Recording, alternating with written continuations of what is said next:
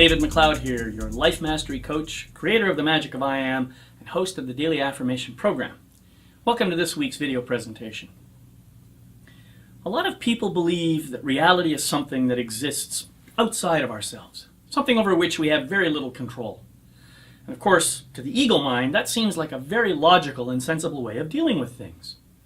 The ego mind likes this explanation, of course, because that makes it possible for a further belief in separation, which in turn allows us to believe that our behaviors are completely independent of everyone else's and thus has little if any impact on the world around us.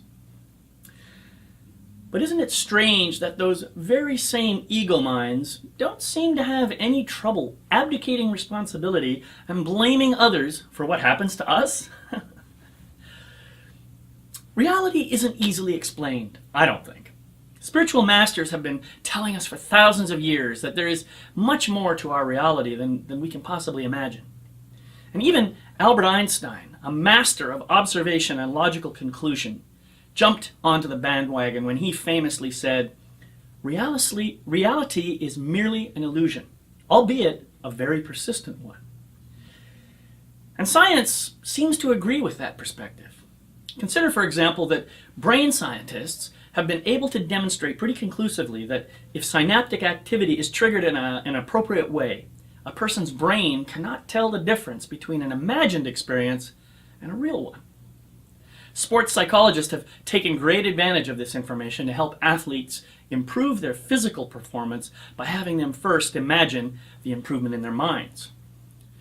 Now, this is an important piece of information and something that I think is easy for us to dismiss. If the brain can't really tell the difference between what's imagined and what's real, then who is to say what's real and what is not? Ultimately, our so-called reality is just an agreement. We have all collectively bought into some concept of a shared reality, and we keep telling ourselves that it is, well, real. And we often forget that we made that agreement with each other in order to make our lives a little bit easier.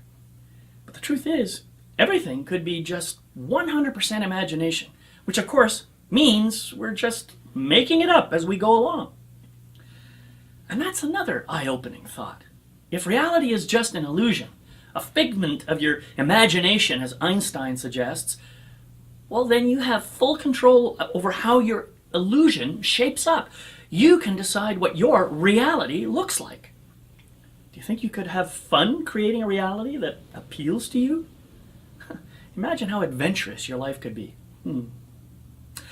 I encourage you this week to take control of your own reality and to face it head on with curiosity, courage, and compassion.